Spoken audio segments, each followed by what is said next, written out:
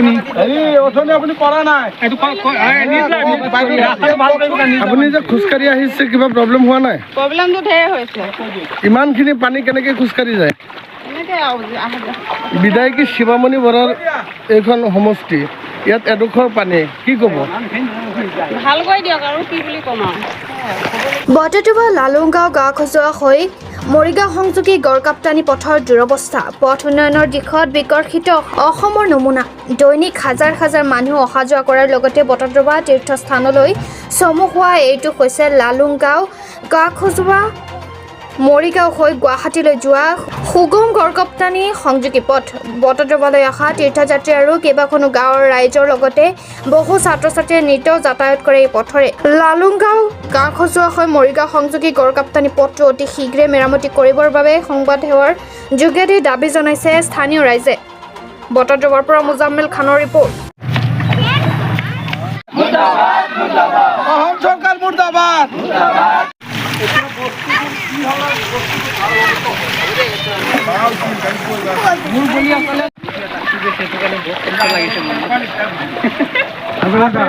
এইটো চাওক আমাৰ এইটো একেবাৰে বৰদোৱা থানৰ পৰা যিটো ৰাস্তা একেবাৰে মুৰিগাঁৱলৈকে গৈছে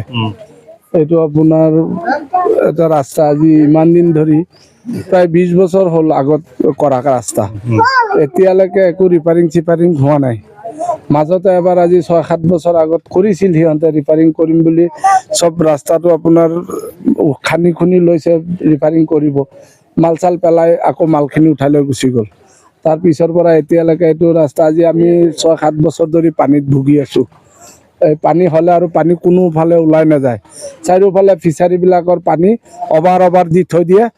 ৰাস্তাৰ পানীত বৰষুণৰ পানী সোমালে এইটো পানী আৰু কোনোফালে ওলাই নাযায় আৰু যিখিনি মানুহ আছে ফিচাৰী দিয়া মানুহখিনি সবৰ ঘৰে ঘৰে গৈ আমি হাতে ভৰিয়ে ধৰিছোঁ অলপ পানী দি ফিচাৰীৰ কমাই দিয়ক আমাৰ ৰাস্তাটো শুকাই যাওক সৰু ল'ৰা ছোৱালী স্কুলত যায় মাদ্ৰাসাত যায় আমাৰ বুঢ়া মানুহখিনি মছজিদত যায় মছজিদত আজি একমাহ ধৰি ঘৰৰ পৰা ওলাই যাব নোৱাৰে যাওঁতে ইফালে বাট এটা আছিল ফিচাৰীৰ কিনাৰে দি সেই বাটটোত আজি কেইবাদিন ধৰি বাঁহ দি পেলাই বেৰ বনাই থৈ দিছে এতিয়া সিফালেও যাব নোৱাৰে মানুহ এতিয়া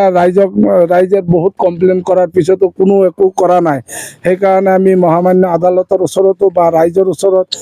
আমি আবেদন কৰিছোঁ বা হেৰি কৰিছোঁ যাতে আমাৰ এই সুকলমে ৰাস্তাটো যে ধুনীয়াকৈ মুকলি কৰি দিয়ে আপোনালোকৰ নিউজৰ জৰিয়তে আমি অসম চৰকাৰক জনাব বিচাৰিছোঁ এইটোৱে যে আমাৰ যিটো বটদ্ৰৱা জাজুৰী পিডালবি ৰোড বটদ্ৰৱা শ্ৰীমন্ত শংকৰদেৱৰ জন্মস্থান এইফালে বেছিভাগ মানুহ শান্তিজন বজাৰলৈ যোৱা অহা কৰে কিন্তু আমাৰ দুৰ্ভাগ্য যে আমি এই ৰাস্তাটো আজি প্ৰায় 20 বছৰৰ আগত এবাৰ কাম কৰিছিলে তাৰ পৰা আজিলৈকে এই ৰাস্তাটোত কোনো মেৰামতি হোৱা নাই কিন্তু এই ৰাস্তাটোত এতিয়া বৰ্তমান 2 ফুটৰ ওপৰত পানী আছে স্কুলৰ ল'ৰা ছোৱালী যাব নোৱাৰা হৈ গৈছে মাদ্ৰাছাৰ ল'ৰা ছোৱালী যাব নোৱাৰে বয়সস্থ মানুহ আজি একমাহ হ'ল মছজিদত যোৱা বন্ধ হৈ গৈছে কাৰণ বহুত মানুহ পৰি পেলাই দুখ পাইছে গতিকে আজিও পৰিছে আমাৰ কথা হৈছে কি যে অসম চৰকাৰৰ ফালৰ পৰা আমি দেখিছোঁ যে বহুত স্লোগান দিছে যে পিডব্লিউ ডিপাৰ্টমেণ্টৰ অসমৰ মুখ্যমন্ত্ৰী মাননীয় হিমন্ত শৰ্মা ডাঙৰীয়া ছাৰে কৈ আছে